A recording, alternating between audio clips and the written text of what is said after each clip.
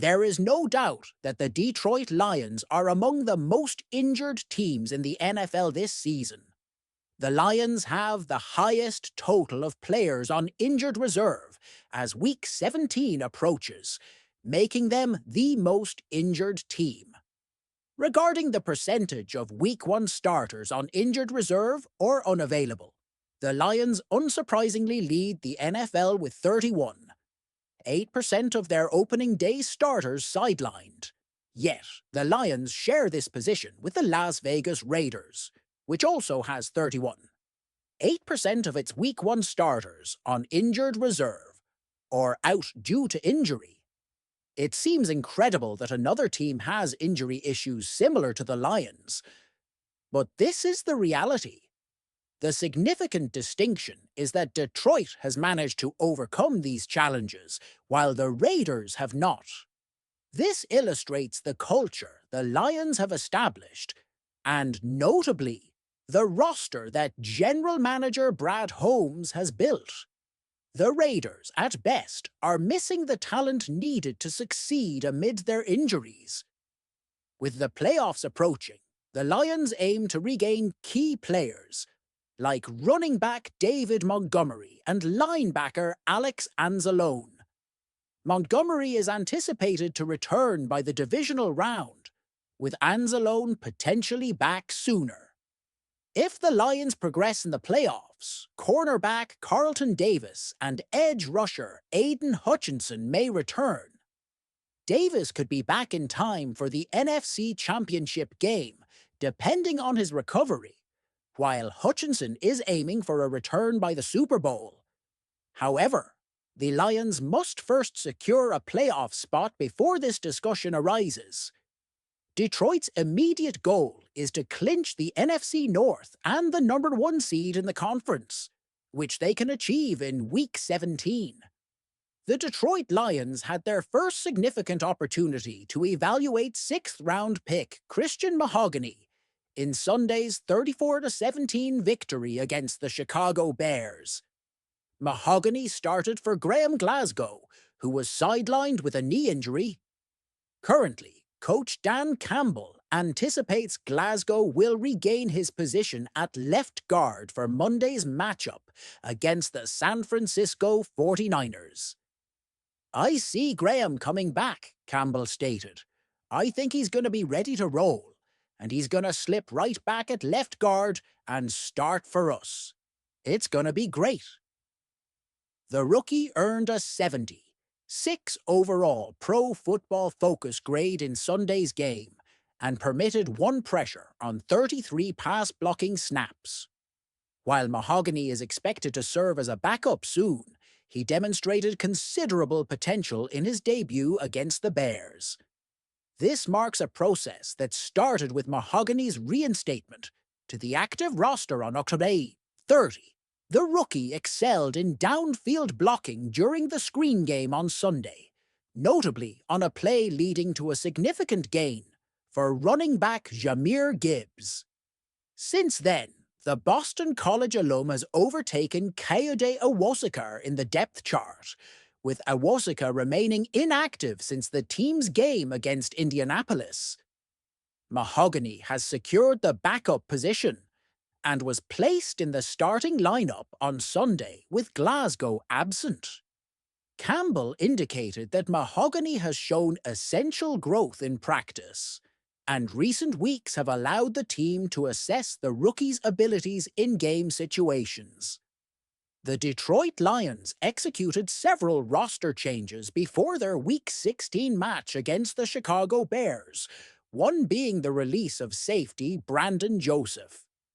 A 2023 undrafted free agent signing with Detroit, Joseph spent last year on the Lions practice squad before making the 53-man roster this training camp.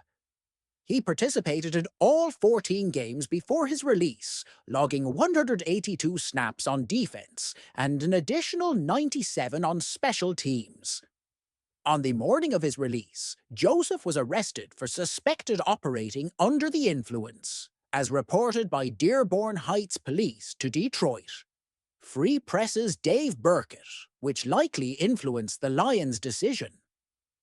Dearborn Heights police inform me that Brandon Joseph, waived by the Lions today, was stopped for speeding on Michigan Avenue and arrested for suspicion of operating under the influence, Burkett reported.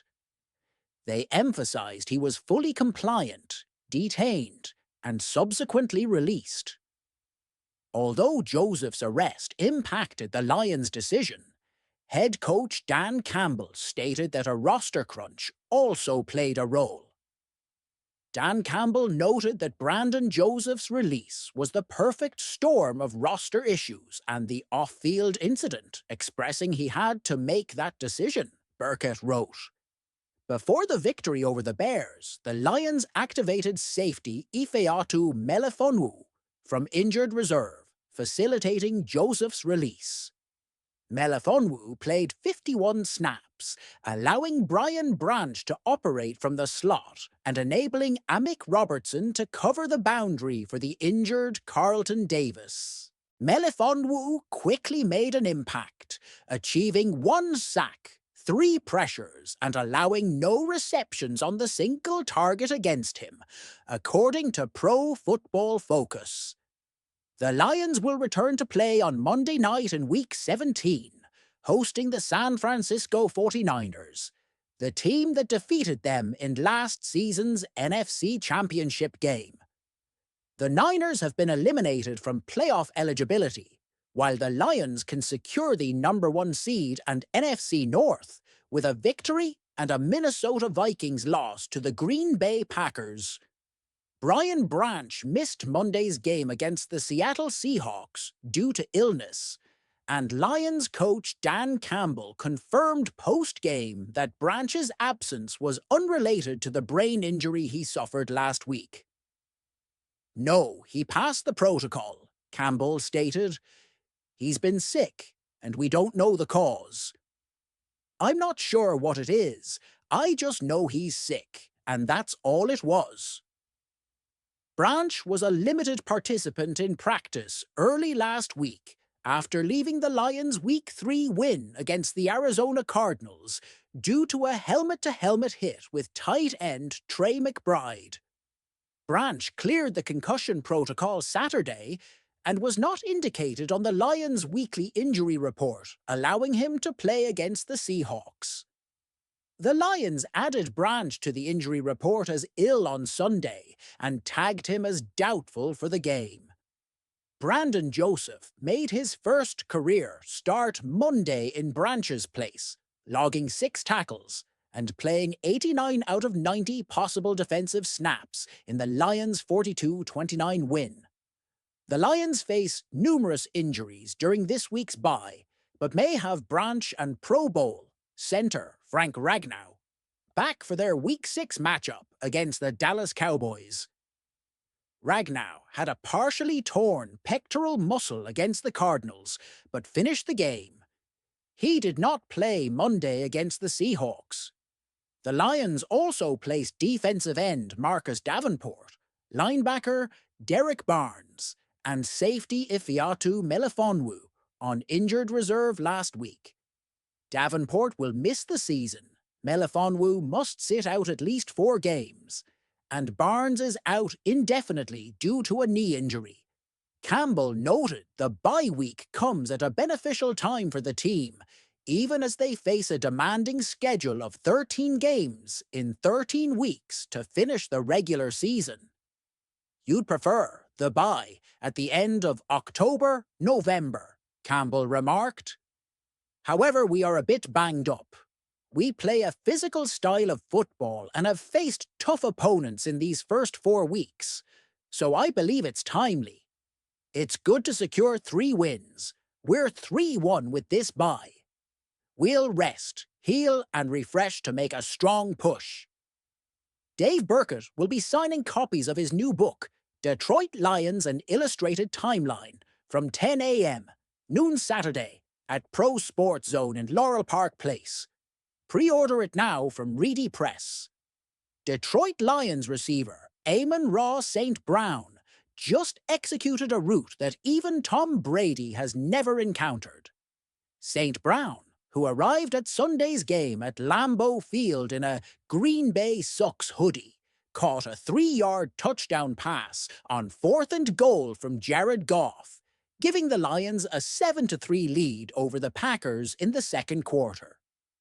St. Brown moved from right to left, and the ball was snapped as he crossed the left tackle. After a few steps, he hesitated as if to run an angle route inside, but then turned upfield. Cornerback Kaizian Nixon had solid coverage, but Goff delivered an excellent pass which St. Brown caught at its highest point, getting both feet down and maintaining possession. Yes, that's a catch, Sharon Moore. "Wait till you see this route. I've never seen a route like this," an impressed Brady remarked. "Goff makes a great throw under difficult conditions," Brady added. "St. Brown is an impressive player, and Goff trusts him completely." What a response! St. Brown celebrated by briefly standing on his head before toppling over,